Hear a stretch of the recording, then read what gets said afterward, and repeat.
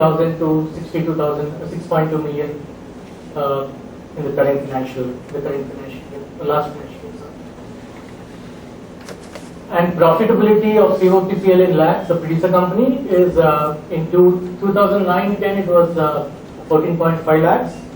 In 2010-11 it was 76 lakhs, of which 70 lakhs was converted into equity for farmers, so that we could avoid taxes. So it was returned back to the farmers, and the farmers are plowed back into the company. So it actually enables us to approach banks and other institutional financial institutions for loans. And this year we expect profits to be at about 22.58 because this was a bad year. So additional value, I'll just take cotton as an example. So the additional value for individual farmers ranged from, if you can see, this is per quintal cost from 3650 to about 4200 without any other cost for the farmer. So everything is picked up from the home, so it is farm gate price that is paid to the farmer, and no other costs are levied. Certification, everything is additional, so they are not paying anything for it. Then the premium that a farmer gets on the produce ranges from about 15.26% to 21% within the producer company.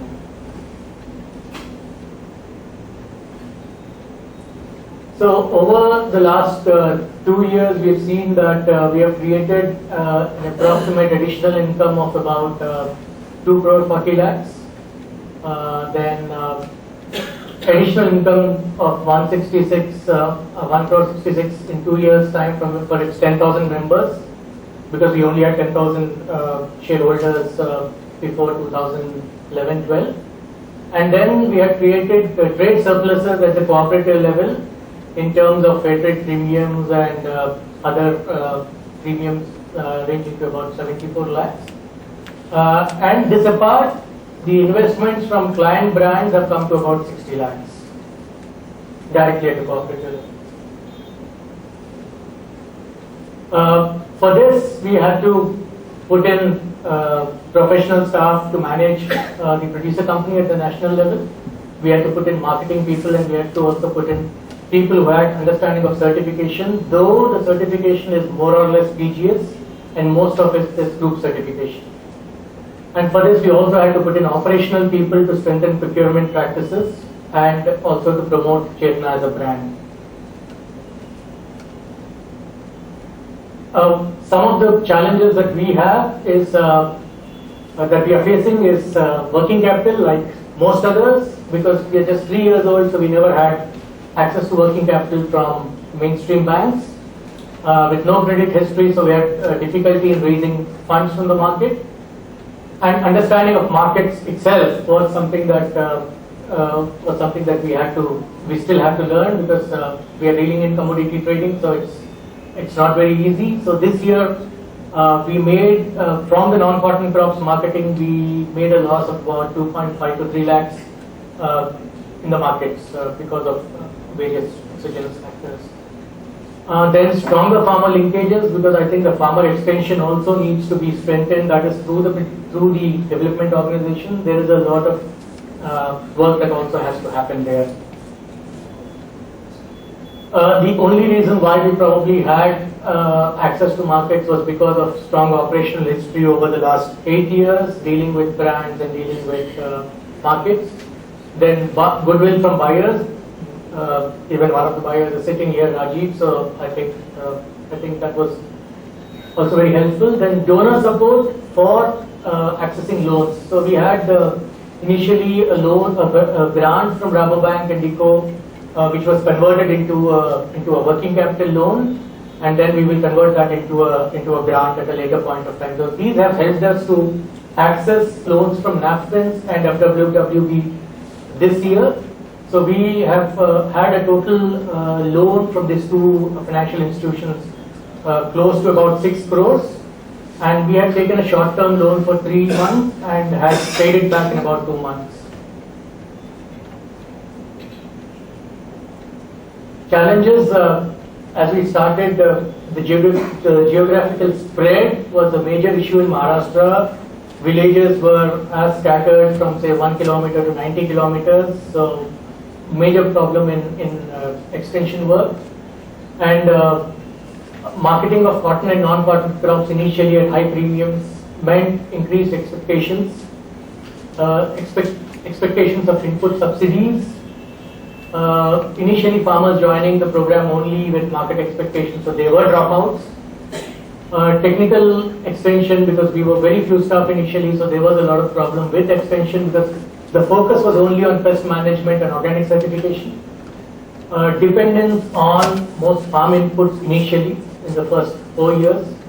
And most of the farmers thought that organic farming meant that you just don't have to do anything and just sow the seed and come back. So things like biomass generation, critical irrigation, availability of seed, all these were not addressed. And institution building, again, as a result of farmers joining for markets, meant that farmers were not very strong initially. And we also superimposed the conventional SHG model in organizing farmers into groups. So the traditional SHG model, we have learned, does not work in in agriculture, where you are organizing farmers into groups. Certification, a total dependence on external certification till 2007-8, till we had this group certification in place, and where we have reduced certification costs significantly. Then product traceability, mixing of product, GM cotton coming into organic cotton, so there were various other issues. Diversity, because we only rain-fed farming and the work that we do only involves mainly we have only cereals and pulses and cotton and soya and not other crops, so diversity is an issue. And dependence on only 1 to 2 buyers.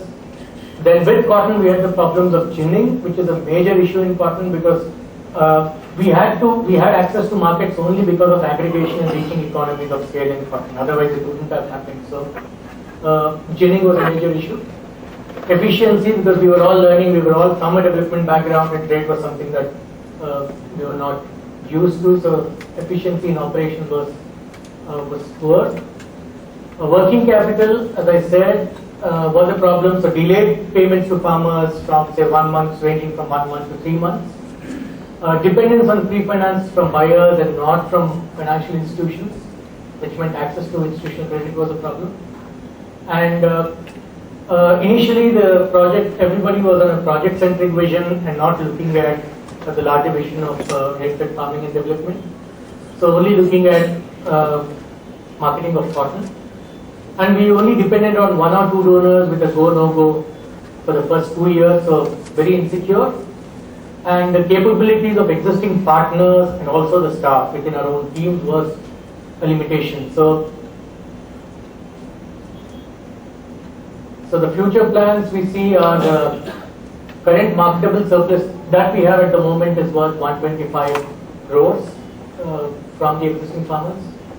So we are looking at a 40% increase in turnover for each year, creating access to markets for 35,000 smallholder farmer households by 2015. This is not this 35,000 is not built for the producer company, but this is because of the various programs that we do in Maharashtra, Orissa, and Andhra, with the MKSQ project that we have now in Orissa, or the PAM IFAT project in Maharashtra, where we are targeting about 17,600 families, and the OTLP watersheds and the Andhra Pradesh government watersheds in Hyderabad. So these are the targeted households that we want to create access to markets. Apart from, these are just for the surplus produce that we have. Then widen the food basket, which means we will also look at working with and closely with other partners in say Far West for taking some of the products to supply to the institutions that we work with. Also work on millets, cereals, and other vegetable crops. So that work is in process. Over. You're trying to avoid to look at me. Sorry, I'm done anyway. So this is just a plan. Establish a gin, which we plan to do it in partnership with the cooperatives in Orissa.